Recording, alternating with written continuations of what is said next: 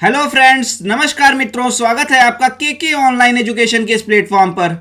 साथियों, अपने इस वीडियो में आज हम बात करने जा रहे हैं ब्रिटिश रूल में लाए गए इंपॉर्टेंट एक्ट्स के विषय में। ये एक्ट 1773 से 1947 के बीच में लाए गए और एक्ट्स के बारे में हम विस्तार से देखेंगे और हम साथ ही देखेंगे कि जो भी क्वेश्चंस एग्जाम में पूछे गए, चाहे वो यूपीएससी में हो, चाहे वो एसएससी में हो, चाहे वो आरआरबी में हो, चाहे स्टेट पीसीएस में हो, साथ ही साथ हम इस तरीके से इनको देखेंगे कि आप एक रनिंग हिस्ट्री नोट्स भी बनाते चले।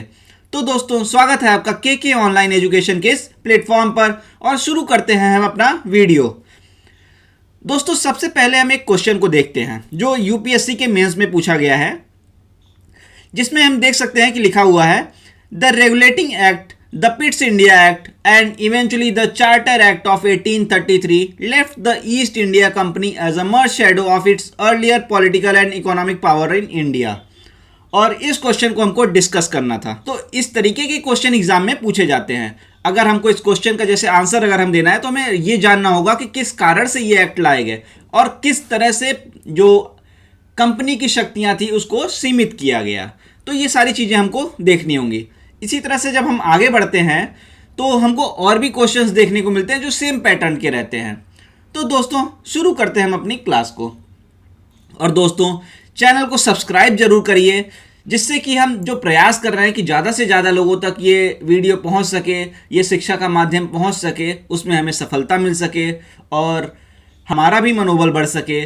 और जो दूर दराज के क्षेत्रों में बैठे विद्यार्थी हैं जो किसी कारणवश बड़ी बड़ी कोचिंगों में नहीं जा सकते हैं, उनको भी एक ऐसा मार्ग मिल सके, एक ऐसा माध्यम मिल सके कि वो अपनी आकांक्षाओं को पूरा कर सकें। तो दोस्तों, वीडियो को लास्ट तक जरूर देखिएगा और चैनल को सब्सक्राइब करना ना भूलिएगा।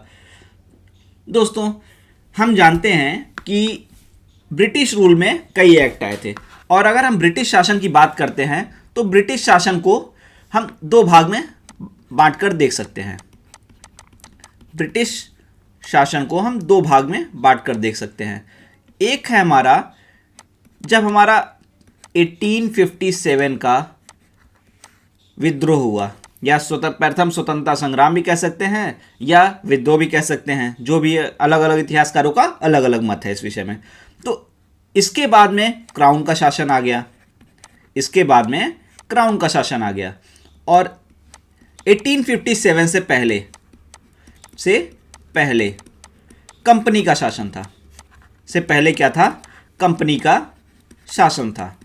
तो इन दोनों समयों में जब कंपनी का शासन था और जब क्राउन का शासन था, अलग अलग एक्ट आए हैं, अलग अलग एक्ट आए हैं। हम उनको देखेंगे। जैसे कि अगर हम कंपनी रूल की बात करते हैं तो 1773 से 1858 तक रेगुलेटिंग एक्ट 1773 लाया गया, पिट्स इंडिया एक्ट 1784 लाया गया, चार्टर एक्ट 1833, चार्टर एक्ट 1853 लाया गया, साथ ही चार्टर एक्ट 1813 भी लाया गया और बीच में 1793 में भी एक्ट लाया गया था। ठीक है। उसके बाद में क्राउन रूल में भी एक्ट आया, जैसे गवर्नमेंट ऑफ इंडिया एक्ट 1858, 1861, 1892, 1901, 1919, 1935, 1947। तो आगे चलकर हम इनको धीरे धीरे देखते रहेंगे। ठीक है। आज हम जो बात करने जा रहे हैं वो कंपनी रूल में जो लाए गए हैं उनके विषय में हम बात करेंगे। आज हम बात करेंगे कि कंपनी रूल में जो भी एक्ट लाए गए हैं उनके क्या प्रावधान थे और किस परिस्थितियों में लाए गए, किस तरीके से लाए गए, वो इन सभी के बारे में हम देखेंगे। तो आइए हम आगे बढ़ते हैं। दोस्तों, जैसा कि एग्जाम में कुछ क्वेश्चन पूछे गए हैं उनको हम पहले जैसे देखते हैं।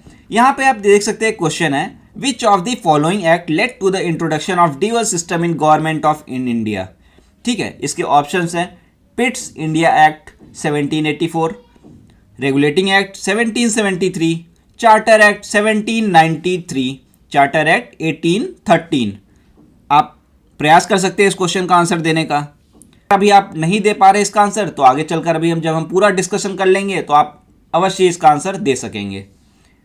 इसी तरीके से एक और क्वेश्चन जैसे हम देखते हैं, which of the following act insured the establishment of supreme court in India. पिट्स India act 1784, regulating act 1773, charter act 1793, charter act 1813। तो आगे हम बढ़ते हैं, एक और क्वेश्चन को देखते हैं। Which of the act made the governor of Bengal as governor general of India. ठीक है, तो इसके ऑप्शंस हैं Pitt's India act 1784, charter act 1813, charter act 1793, regulating act 1773। इन सभी क्वेश्चंस को अगर हम देखें और आप इसका आंसर देने का प्रयास करें, अगर अभी आपको आंसर तुरंत पता है तो आप कमेंट बॉक्स में ज़रूर भेजिए, और अगर अभी आपको नहीं पता है तो आप पूरी वीडियो को देखते रहिए, अभी आपको क्लियर हो जाएगा। ठीक है, तो दोस्तों सबसे पहले हम शुरू करेंगे रेगुलेटिंग एक्ट ऑफ 1773 से। लेकिन उससे पहले हमने जैसे जो अभी एक क्वेश्चन देखा, हमें ये जानना होगा कि रेगुलेटिंग एक्ट, पिट्स इंडिया एक्ट और 1833 के चार्टर एक्ट ने ईस्ट इंडिया कंपनी को भारत में उसके पहले की राजनीतिक एवं आर्थिक स्थिति की शक्ति की एक छाया मात्र बना दिया। हमें इस क्वेश्चन का आंसर जानना होगा। इस क्वेश्चन को इसीलिए लिया गया है क्योंकि इस क्वेश्चन को हमें जानना इसलिए आवश्यक है कि तभी हम समझ पाएंगे कि ये एक्ट क्यों लाए गए हैं, आखिर इन एक्ट को लाने की आवश्यकता ही क्या थी, उसको हम जानने होगा, उसको हमें जानना होगा। ठीक है, तो आइए हम देखते हैं। हम एक नया पेज लेते हैं और उसमें हम देखेंगे। दोस्तों अगर हम जैसे बात करते हैं, कंपनी का उद्देश्य क्या था? कंपनी का उद्देश्य व्यापार करना था, ट्रेड करना था। ठीक है, और 1856 तक कंपनी क्या कर रही थी? सिर्फ व्यापार ही नहीं कर रही थी, ट्रेड तो वो कर ही रही थी, साथ ही साथ वो यहां की राजनीतिक गतिविधियों में लिप्त हो गई थी, राजनीतिक गतिविधियों में लिप्त थी। जो पॉलिटिकल एक्टिविटीज थी उनमें भी इन्वॉल्व थी वो, और इस तरीके से इसका काफ़ी विस्तार हो चुका था। ठीक है, तो अगर आप याद हो आपको, तो जब कंपनी को यहाँ पर भेजा गया था क्राउन की ओर से, तो इनको सिर्फ 15 वर्ष का एकाधिकार दिया गया था, सिर्फ 15 वर्ष का एकाधिकार इनको दिया गया था, और धीरे धीरे ये बढ़ता गया था। और इस तरह से ये लाइसेंस जो इनिशियल में दिया गया था वो तो भले ही रिलेवेंट नहीं था, लेकिन कंपनी की शक्तियाँ बढ़ती जा रही थी, उसको बाद में रिव्यू करना था, और इनका ये लाइसेंस रिन्यू एक तरह से होता रहता था, इस तरीके से चलती रहती थी चीज़ें। लेकिन आप ही बताइए, जब किसी को बहुत ज़्यादा छूट मिल जाएगी, तो मनमानी काम करने लगता है कि नहीं? वो अपने मन की इच्छा अनुसार करने लगता है। जैसे फर्रुखसियर के द्वारा जब उनको अधिकार दिया गया, और जब इन्होंने ड्यूअल सिस्टम अब स्थापित किया, एक तरह से जब बक्सर का युद्ध हो गया, उसके बाद जो द्वैध शासन प्रणाली इन्होंने स्थापित की, और निजी व्यापार जब कंपनी के अधिकारी करने लगे, तो इस तरीके से इस व्यापार में, निजी व्यापार में क्या इन्होंने किया? लोग अपने पर्सनल हितों को आगे रखने लगे, लोग अपने निजी हितों को आगे रखने लगे, और कंपनी के हितों को कहीं पीछे छोड़ने लगे। और इस कारण से क्या हुआ कि कंपनी में एक व्यापक भ्रष्टाचार आ गया, करप्शन आ गया। तो अगर हम कहें कि करप्शन सिर्फ इंडिया में है ना, तो ऐसा नहीं है। जहां मौका मिलता है वहीं भ्रष्टाचार आ जाता है, तो कंपनी में भी काफ़ी व्यापक भ्रष्टाचार आ चुके थे। और साथ ही आप जानते ही हैं कि उस समय औद्योगिकीकरण चल रहा था। ठीक है, औद्योगिकीकरण चल रहा था। अब आप ही बताइए, जब औद्योगिकीकरण चल रहा हो तो जितने भी व्यापारी होंगे वो सभी तो लाभ कमाना चाहेंगे, उनको मुक्त व्यापार चाहिए होगा, मुक्त व्यापार की परिस्थितियां उनको चाहिए होंगी। लेकिन यहाँ पर क्या था? यहाँ पर क्राउन के द्वारा ईस्ट इंडिया कंपनी को एक एकाधिकार दिया गया हुआ था। यहाँ पर क्राउन के द्वारा एकाधिकार दिया गया था ईस्ट इंडिया कंपनी को। तो इससे क्या था? अन्य व्यापारी वर्ग तो नाराज होगा, तो धीरे धीरे इस नाराजगी को भी खत्म करने की आवश्यकता थी, और जो कंपनी में भ्रष्टाचार था उसको भी खत्म करना आवश्यक था।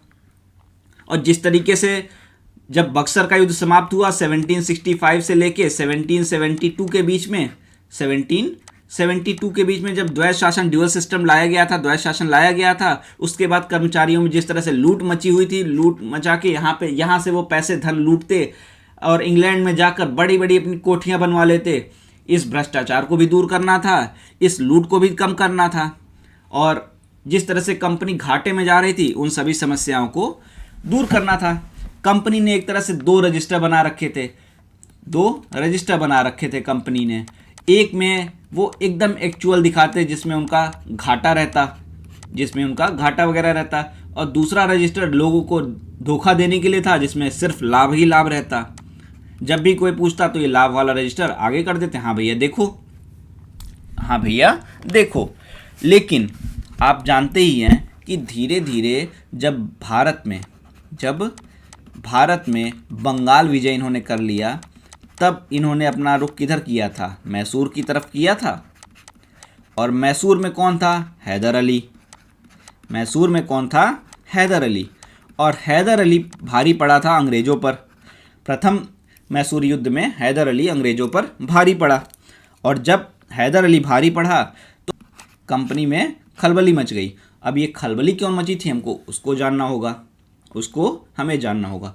और उसको जानने के लिए हमको क्या करना होगा कि हमको कंपनी के संगठन के विषय में जानना होगा। कंपनी के संगठन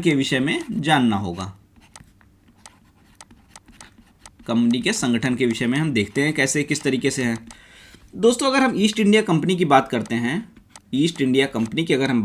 हैं, इसके दो मेन बोर्ड हुआ करते थे। एक बोर्ड ऑफ प्रोपराइटर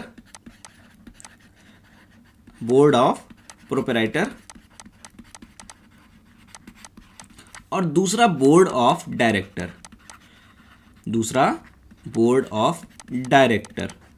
ये दो हुआ करते थे, ठीक है।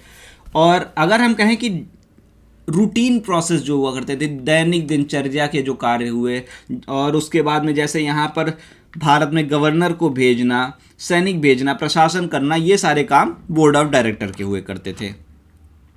ये सारे कार्य बोर्ड ऑफ डायरेक्टर करता था। और बोर्ड ऑफ प्रोपराइटर की अगर हम बात करते हैं तो ये एक तरह से पूंजीवादी वर्ग था जो पूंजी लगाते थे, ठीक है। इसमें सरकारी भी थी और जनता भी पूंजी लगा रही थी। मतलब एक तरह से इनका शेयर लगा हुआ था। तो अक्सर ही देखते हैं ना, जब कोई कंपनी डूबने लगती है तो लोग अपने अपने शेयर मांगने लगते हैं, भैया हमारा शेयर वापस करो।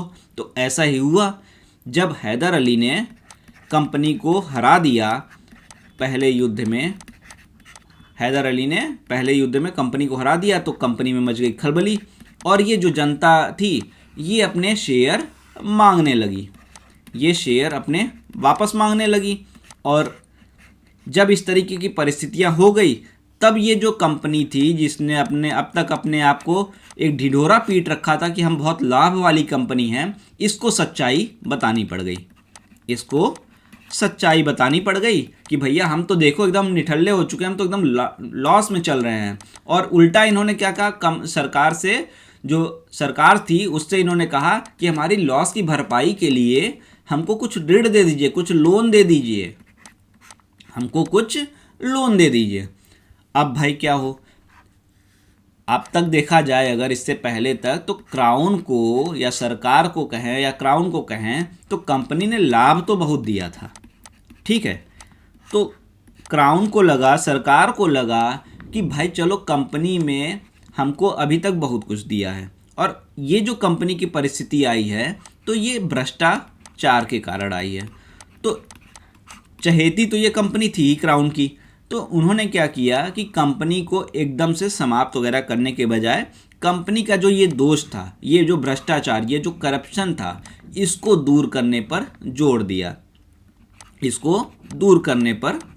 दिया, ठीक है। और ये प्रयास किया गया कि कंपनी जो अभी लॉस में चल रही है उसका रीज़न ये करप्शन है, और इस करप्शन को दूर किया जाए, ठीक है। और इसी करप्शन को दूर करने के लिए अलग अलग एक्ट्स लाए गए।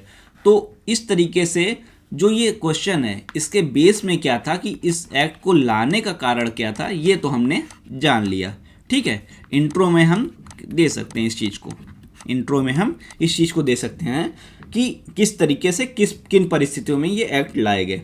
अब हमको देखना है कि किस तरीके से चीज़ें आगे बढ़ी। ठीक, तो जैसा कि अभी हमने देखा कि कंपनी में व्याप्त भ्रष्टाचार को दूर करना मुख्य एम था रेगुलेटिंग एक्ट्स का। जब इनको लाया गया तो इनको प्रथम प्रयास था कि इस तरह के जो भ्रष्टाचार है कंपनी में उसको दूर किया जाए। तो जो 1773 का एक्ट लाया गया, जो 1773 का एक्ट लाया गया, उसमें मुख्यतः दो बातों पर फोकस किया गया। एक, किसी तरह से कंपनी पर नियंत्रण स्थापित करना, एक कंपनी पर नियंत्रण स्थापित करना, ठीक है। और भारत में दूसरा, प्रशासनिक एकरूपता लाना, भारत में प्रशासनिक एकरूपता लाना।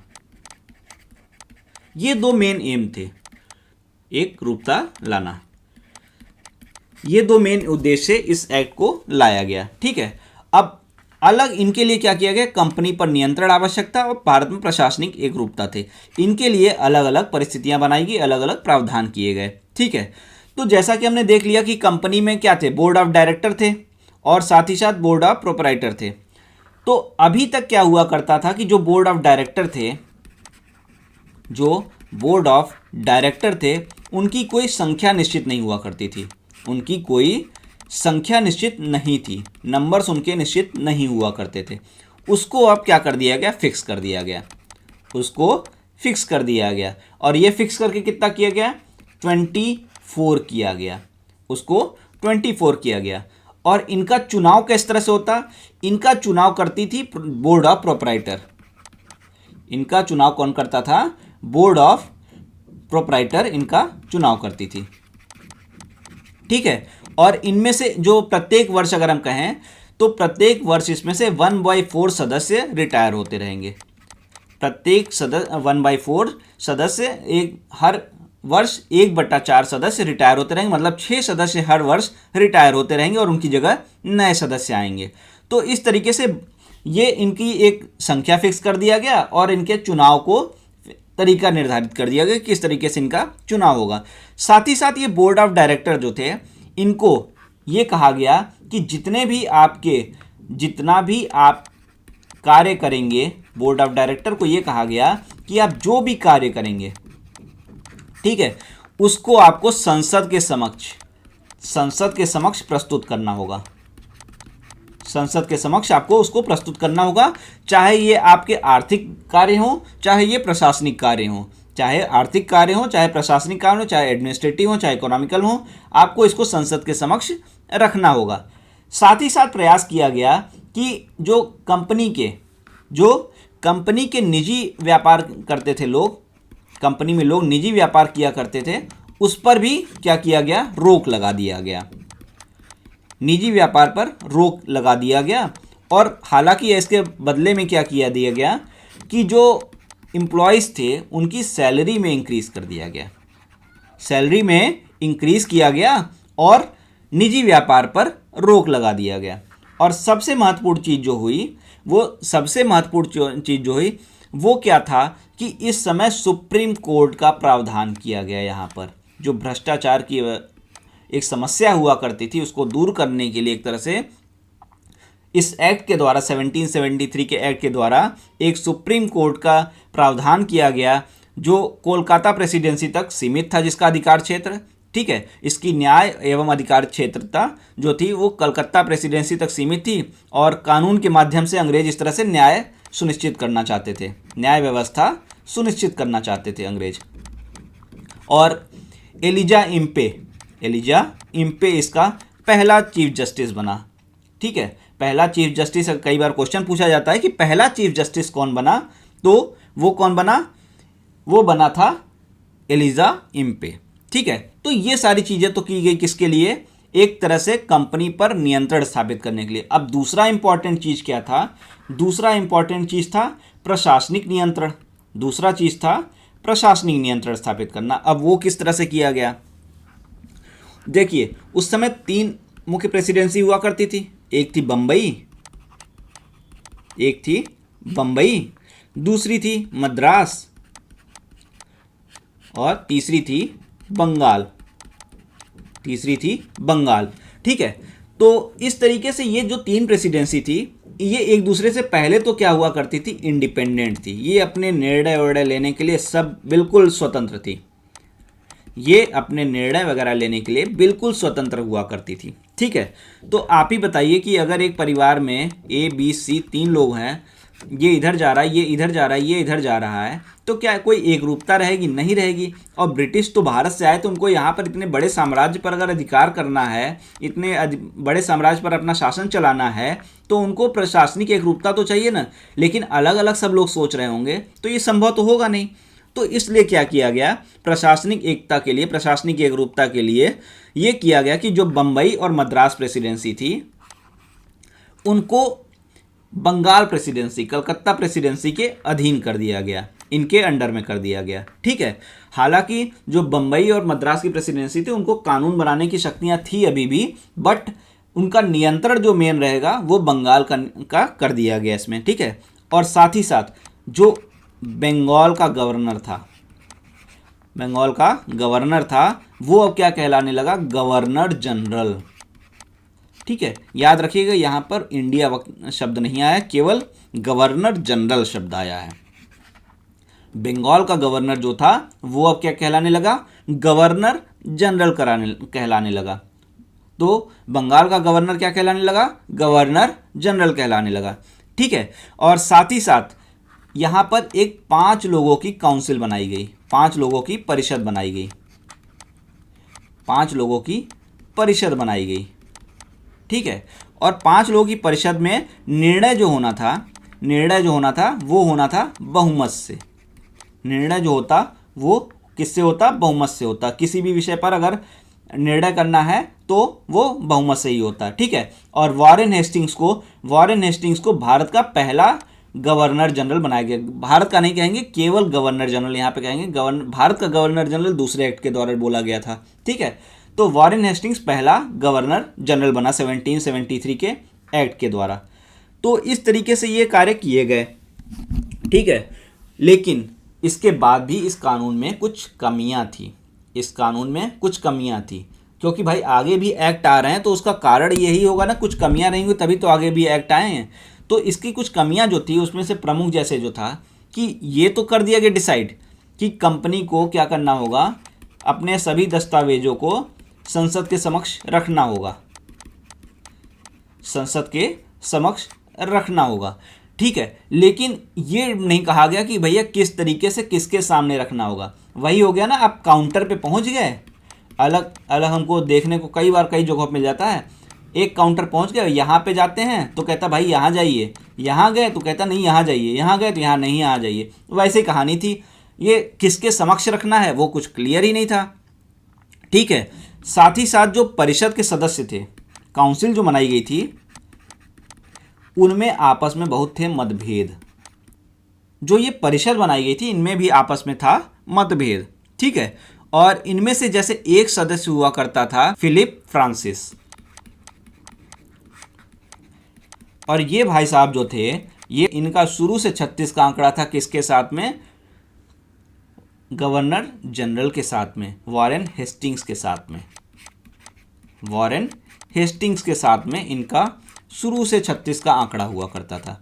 ये समझ लीजिए कॉलेज के दिनों से भाई इनके साथ में, इनके बीच में दुश्मनी चलती थी। तो जब भी कोई डिसीजन लेने की बारी आती तो डिसीजन तो लेना था बहुमत से, तो ये क्या करता फिलिप फ्रांसिस, ये भाई एक आध सदस्य को अपने में मिला लेता, अरे मेरे साथ आ जाओ, मेरे साथ आ जाओ, इस तरीके से, और कोई डिसीजन हो ही नहीं पाता, बहुमत मिलता ही ना। तो इस तरह से बड़ी समस्या हो गई। साथ ही साथ सुप्रीम कोर्ट बनाया गया था, और सुप्रीम कोर्ट क्या करता कि जो भी इस तरह से डिसीजन होते, जो भी कोई सरकार निर्णय लेता था उसमें क्या होता, सुप्रीम कोर्ट का हस्तक्षेप आ जाता था। ठीक है, तो इस तरीके से चीज़ें चलती थी। तो 1773 का एक्ट तो लाया गया, सुधार करने का प्रयास किया गया, लेकिन उसमें कई कमियां भी थी। ठीक है, इस तरीके से ये चीज़ें चली। अब इन कमियों को दूर भी करना था। ठीक है, अब इनमें दूर करना था, और इस कमी को दूर करने का प्रयास किया गया पिट्स इंडिया एक्ट 1784 के द्वारा। भारत में प्रशासनिक एकरूपता के लिए 6 सदस्यों का 6 सदस्यों का एक बोर्ड ऑफ कंट्रोल बनाया गया। बोर्ड ऑफ कंट्रोल बनाया गया, ठीक है। और बोर्ड ऑफ डायरेक्टर जो हुआ करते थे, जिनको अपने दस्तावेज वगैरह संसद में प्रस्तुत करने रहते थे, उनको अब अपने समस्त दस्तावेज किसको प्रस्तुत करना होता था, किसके समक्ष रखना होता था, इन बोर्ड ऑफ कंट्रोल के सदस्यों के समक्ष, ठीक है। साथ ही साथ काउंसिल में जो सदस्य संख्या कितनी थी, 5 थी, उसको घटाकर 4 कर दिया गया। और अब गवर्नर जनरल को अगर एक भी सदस्य का सहयोग मिल गया तो वो कानून को पास कर सकता था। अगर एक भी सदस्य का समर्थन मिल गया गवर्नर को तो वो कानून बना सकता था, ठीक है। और साथ ही साथ एक तरह से ड्यूअल सिस्टम भी यहाँ पर लाया गया। ड्यूअल सिस्टम किस तरीके से लाया गया, जो विधायी कार्य थे और जो मतलब एक तरह से प्रशासनिक कार्य हुआ करते थे, उनको अलग अलग करने का प्रयास किया गया। और सुप्रीम कोर्ट का जो इंटरफेरेंस हुआ करता था, जो समस्या आती थी, उसको भी कंट्रोल किया गया, उसको भी इस तरीके से डिसाइड किया गया कि जो विधायी कार्य जिस तरह से होंगे उसके लिए सुप्रीम कोर्ट बहुत ज़्यादा इंटरफेयर नहीं कर सकता है। इन सभी चीज़ों को 1784 के एक्ट के द्वारा सही करने का प्रयास किया गया, ठीक है। तो ये हमारे 2 एक्ट हो जाते हैं, 1773 और 1784। अब हम थोड़ा सा स्टार्टिंग में हमने कुछ क्वेश्चन देखे तो उनको भी हम देखते हैं, ठीक है। ये वाला क्वेश्चन का हमने बेस देख लिया। अब 1773 के एक्ट में क्या हुआ वो भी हमने देखा। 1773 के एक्ट को हमने देख लिया कि किस तरीके से कंट्रोल करने का प्रयास किया गया। 1784 तक भी हमने देख लिया। अब हमको जाना है कहाँ पर, 1833 में, ठीक है। 1833 में अंततः लिखा हुआ है ना, फाइनली, इवेंचुअली, ठीक है। तो वहाँ तक भी हम पहुँचते हैं। ये 2 तो हमको देख लिया कि हमने किस तरीके से कंट्रोल किया गया। आगे बढ़ते हैं हम। देखिए अब इस क्वेश्चन को भी, अब जैसे which of the following act led to the introduction of dual system of government in India. इसका आंसर आप अच्छी तरीके से अब जान चुके हैं, ठीक। उसके बाद में देखिए, which of the following act insured the establishment of supreme court in India. Regulating act, अभी आपने देख लिया। इस तरीके से आप करते जाएंगे ना तो आप सारे क्वेश्चन कर लेंगे। देखिए, which of the act made governor of Bengal as governor general of India. अब देखिए यहीं पे एक छोटा सा मिस्टेक है क्वेश्चन में। क्वेश्चन एग्जाम में तो पूछा गया है, बट एक मिस्टेक क्या है कि यहाँ पर इंडिया वर्ड नहीं आया था, लेकिन अभी हम आगे चलकर जब देखेंगे तो कि इंडिया कब बोला गया, वो जिस एक्ट में बोला गया वो एक्ट यहाँ पर लिखा ही नहीं हुआ है। तो हम मजबूरी में हमको क्या बोलना पड़ेगा, इसका ऑप्शन क्या हो जाएगा, 1773, क्योंकि गवर्नर ऑफ बंगाल तो बोला गया ना कि governor of Bengal governor general बना, ठीक है। तो गवर्नर ऑफ बंगाल को गवर्नर जनरल तो रेगुलेटिंग एक्ट 1773 में बनाया गया था। तो इन तीनों क्वेश्चन का हमारा आंसर क्या हो जाता है, एक हो गया हमारा सुप्रीम कोर्ट 1773 के एक्ट से आया सुप्रीम, और उसके बाद में ड्यूअल सिस्टम हमारा पिट्स इंडिया एक्ट से आया, और उसके बाद में रेगुलेटिंग एक्ट 1773 से हमारा गवर्नर ऑफ बंगाल जो था वो गवर्नर जनरल बना। तो देखिए, अगर आपने कमेंट बॉक्स में सही आंसर लिखा था तो बहुत अच्छी बात है, और अगर आपने नहीं लिखा था तो अब आपको पता चल गया। इस तरीके से हम स्टडी करते जाएंगे और हर एक क्वेश्चन जो एग्जाम में आते हैं वो हमारा सॉल्व होता रहेगा। चलिए आगे बढ़ते हैं। हमने पिट्स इंडिया एक्ट के बारे में भी अब जान ली चीज़ों को, किस तरीके से चीज़ें हुई थी।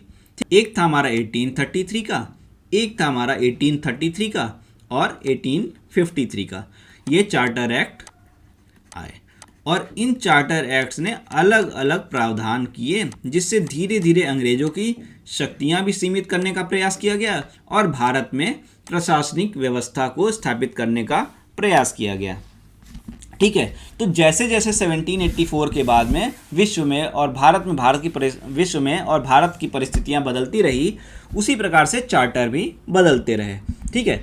और कंपनी पर शुरू से क्राउन की अथॉरिटी तो थी और 20 वर्ष के लाइसेंस दिया जाता था, तो पर ये ऐसा था नहीं कि ये लाइसेंस आगे बढ़। तो 1784 के बाद जैसे जैसे विश्व और भारत की परिस्थितियां बदलती, वैसे वैसे चार्टर आते रहते, और कंपनी पर चूंकि क्राउन का अथॉरिटी थी और 20 वर्ष के लिए लाइसेंस दिया जाता था, पर यह नहीं था कि 20 वर्ष के बाद लाइसेंस रिन्यू होगा ही होगा, वो कैंसिल भी हो सकता था। तो इस तरीके से आगे आगे चार्टर आते रहे और किस तरीके से घटनाएं घटी उसको भी हम आइए अब देखते हैं। देखिए यहाँ पर एक क्वेश्चन लिखा हुआ है, which of the following statement is not correct. The regulating act 1773 was first set up to regulate the affairs of company. अब ये स्टेटमेंट आप देख चुके हैं, first step to regulate the affairs. ये सही है या गलत है? सही है या गलत है आप अच्छी तरीके से जानते हैं कि ये तो स्टेटमेंट सही है। क्वेश्चन में क्या पूछा है? Not correct. दूसरा, Lord William Bentinck was the first governor general of India. इसके बारे में अभी देखिए, वहाँ पे वॉरेन हेस्टिंग्स नहीं है। वॉरेन हेस्टिंग्स होता है तो सिर्फ गवर्नर जनरल की बात होती, यहाँ पर गवर्नर जनरल ऑफ इंडिया की बात है। अब विलियम बेंटिक के बारे में अभी हमने कुछ नहीं देखा है, तो अभी हम आगे इसको देखेंगे। पिट्स India act 1784 establish the dual system of governance in India. ये हमने देख लिया कि सही है, लेकिन अभी हमने इसके बारे में नहीं पढ़ा है, तो आगे हम देखते हैं, फिर हम इस क्वेश्चन का आंसर कर पाएंगे। आइए हम आगे बढ़ते हैं। देखिए, चार्टर एक्ट 1813 की अगर हम बात करते हैं, 1813 के चार्टर एक्ट की अगर हम बात करते हैं, तो देखिए 1760 से लेकर 70 के दशक में औद्योगिक क्रांति शुरू हो गई थी। हम पढ़ चुके हैं सारी चीज़ें। औद्योगिक क्रांति शुरू हो गई थी। अब औद्योगिक क्रांति अगर शुरू हो गई है तो बड़े समय पर वहाँ पर परिवर्तन आएंगे, बड़े बड़े रूप में परिवर्तन आएंगे। जो व्यापारी होंगे वो अपना मुक्त व्यापार करना चाहेंगे, क्योंकि औद्योगिक क्रांति से उत्पादन में वृद्धि हो रही थी, और उत्पादन में अगर वृद्धि हो रही है तो उनको मार्केट तो चाहिए ना भाई, अपना सामान बेचने के लिए। मार्केट चाहिए। और भारत एक बहुत बड़ा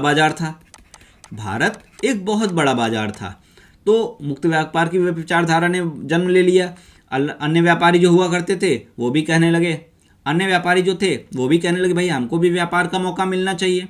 अन्य व्यापारी ये मांग करने लगे, तो इस समस्या को दूर करना भी था, ठीक है, और साथ ही साथ बाजार में खुलापन लाना था। तो इस तरीके से क्राउन पर दबाव था कि भारत में एक तरह से अन्य जो कंपनियां हैं उनको भी व्यापार का एक मौका दिया जाए। तो इन्हीं सब चीज़ों को देखते हुए 1813 का जो एक्ट था वो लाया गया, और यहाँ पर क्या किया गया? मुक्त व्यापार, फ्री ट्रेड। हम अक्सर ये शब्द सुनते रहते हैं, फ्री ट्रेड। तो मुक्त व्यापार की नीति यहाँ पर पहली बार अपनाई गई, ठीक है। और चाय व चीन से व्यापार के अधिकार को छोड़कर अन्य सभी एकाधिकारों को कंपनी से समाप्त कर दिया गया। कंपनी के अन्य सभी एकाधिकारों को समाप्त कर दिया गया, ठीक है। तो इस तरीके से कंपनी का एकाधिकार लिमिटेड हो गया। साथ ही साथ जो कंपनी थी को क्या कहा गया कि भैया अब आप काफ़ी दिनों से यहाँ पर रह चुके हो, तो आप ये उम्मीद की जा रही है अब कि भारत में आप उत्तरदायित्व को अपने चेंज करिए, और यहाँ पर आप भारत में जो राजनीतिक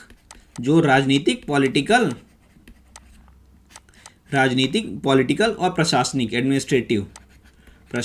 गतिविधियां हैं उस पर थोड़ा सा आप ध्यान दीजिए। अब ज़्यादा राजनीतिक और प्रशासनिक गतिविधियों पर थोड़ा सा ज़्यादा ध्यान दीजिए। और साथ ही साथ कंपनी को कहा गया कि आपकी जो संप्रभुता है वो कभी भी समाप्त हो सकती है।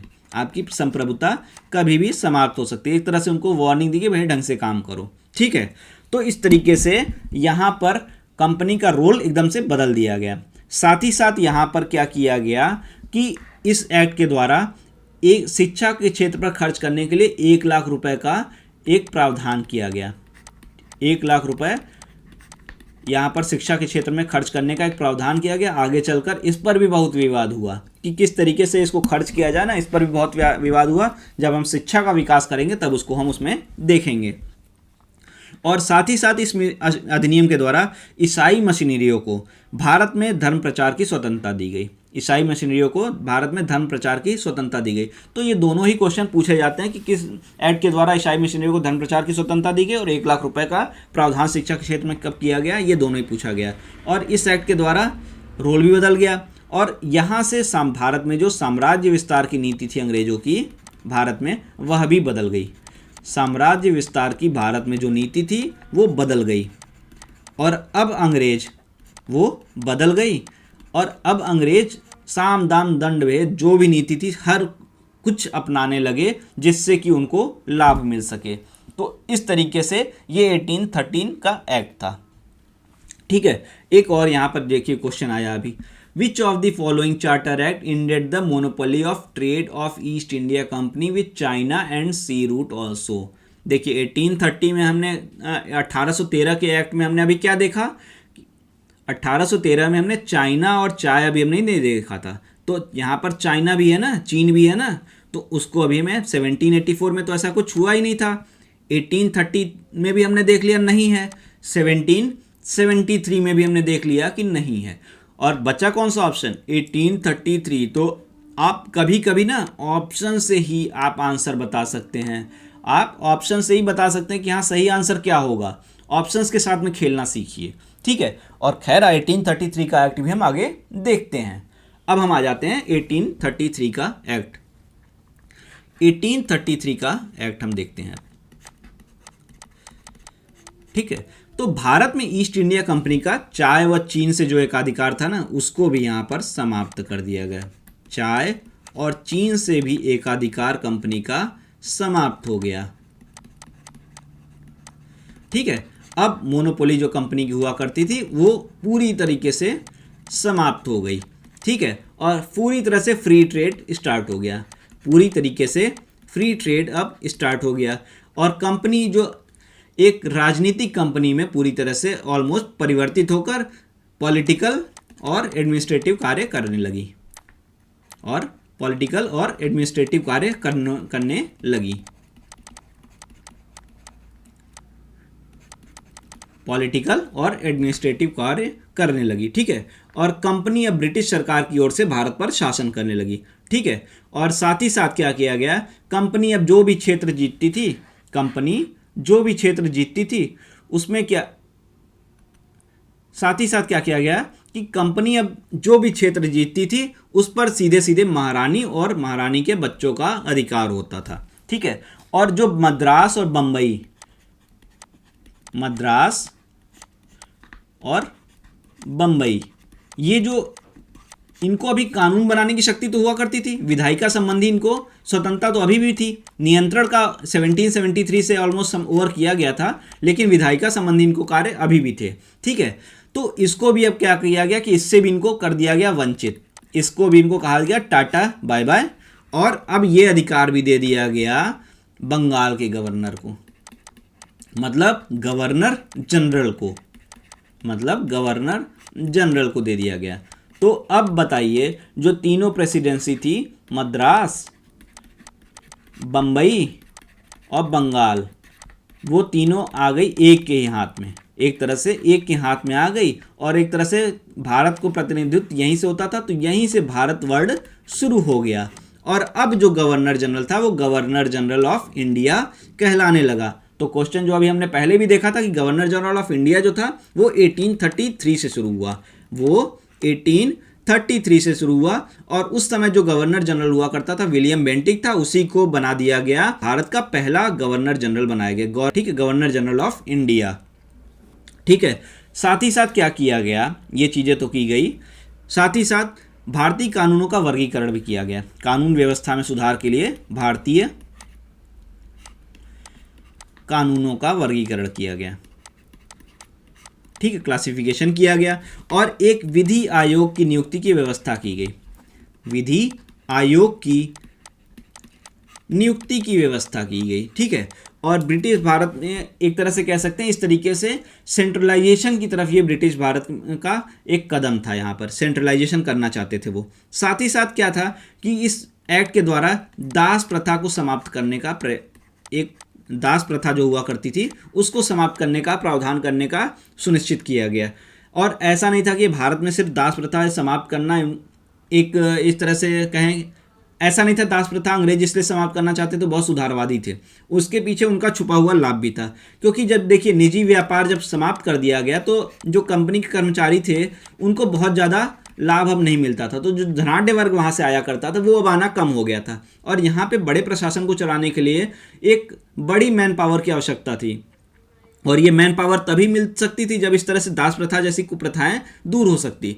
तो इस प्रथा को समाप्त करने का प्रयास किया गया जिससे दोनों एक बड़ी संख्या में वर्कफोर्स यहाँ से मिल सके। साथ ही साथ ये भी कहा गया इस वर्कफोर्स को पाने के लिए कि जो भारतीय हैं वो इस तरीके से, जो भारतीय हैं उनको भी यहाँ की जो जॉब वगैरह हैं उनको बराबर का प्रतिनिधित्व दिया जाए, उनमें भेदभाव ना किया जाए। इसके पीछे भी उनकी मंशा बहुत अच्छी नहीं थी, मंशा यही थी कि हमको मैन पावर मिल जाए, ठीक है। और इस तरीके से कुछ नहीं था कि सुधार किया जाए।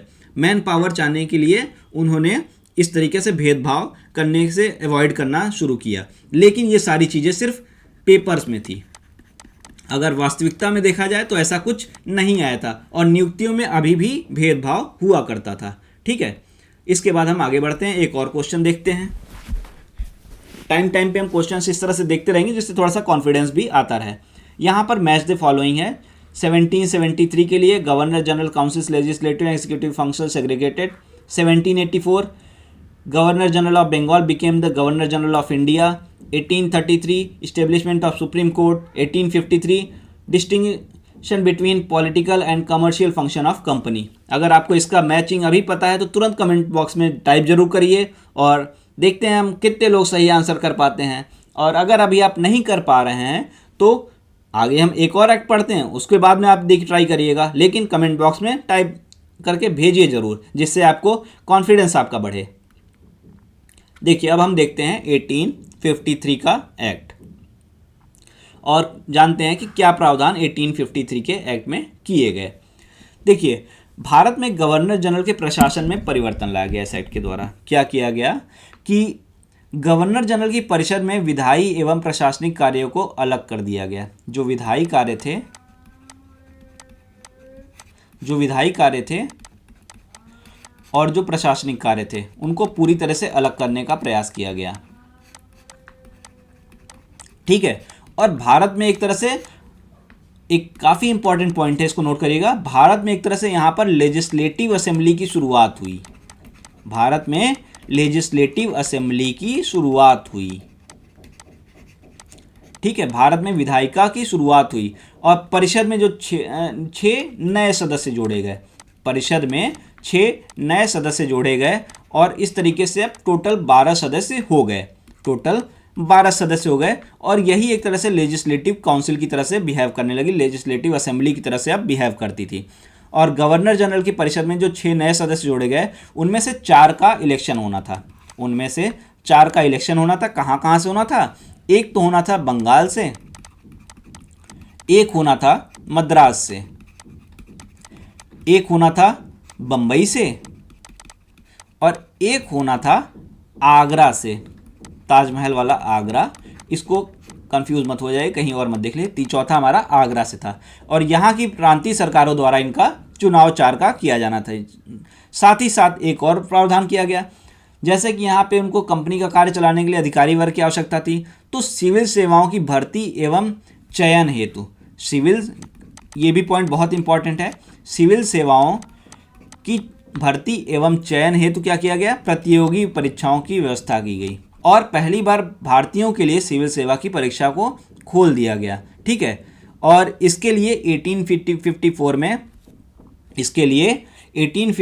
में मैकॉले की एक समिति नियुक्त की गई। इस तरीके से यहाँ पर जो लिखा हुआ अभी देख सकते हैं कि 12 लोगों में कौन कौन हुआ करता था। गवर्नर जनरल हो सकते हैं, गवर्नर जनरल काउंसिल थी, commander in chief, 4 representative from 4 provinces, chief justice of supreme court और एक रेगुलर जज from supreme court to be named by governor general, ठीक है। तो इस तरह से ये 12 सदस्य हुआ करते थे, ठीक।